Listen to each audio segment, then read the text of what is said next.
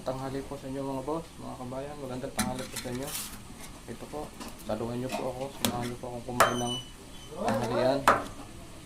Saan po yung tanghalian to? Ngayon lang po, katatapos lang po magluto. Ang ulam ko po ay ito po, ginisang ampalaya na may kaunting sahog na manok.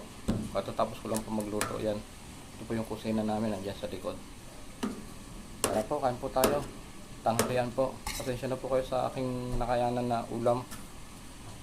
Wala po kasing mabili na gulay. Mahal po kasi ng gulay tapos hindi pa ganong sariwa. Kaya yun nga lang po nakuha ko, ampalaya. Hinog na nga po siya. Tara, kain po tayo. Samahan nyo po ako kumain kahit ito lang po yung nakayanan ko.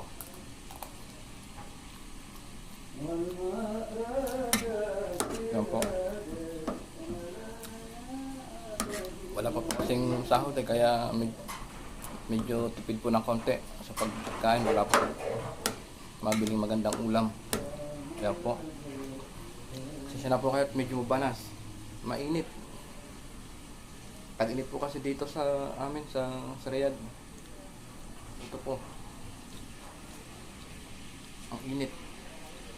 Wala kang talaga, nasa disyerto nga po talaga. Sobrang init. Ito po. Ayan po, ito po yung kusina namin.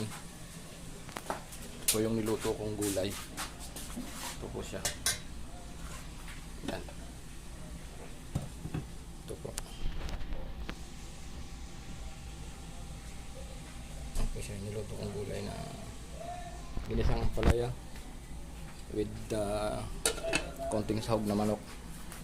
Ayan po siya. Pawisan na nga po ako, kainit.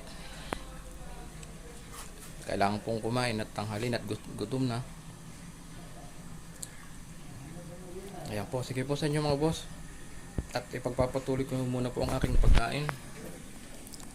At sige, kayo na rin po, kumain na rin po kayong tanghalian. At para maka-survive po tayo sa gutom. Sige po mga boss, salamat po sa inyo. Maraming salamat po sa inyo. God bless you all. Thank you very much po. Thank you very much again. Thank you po.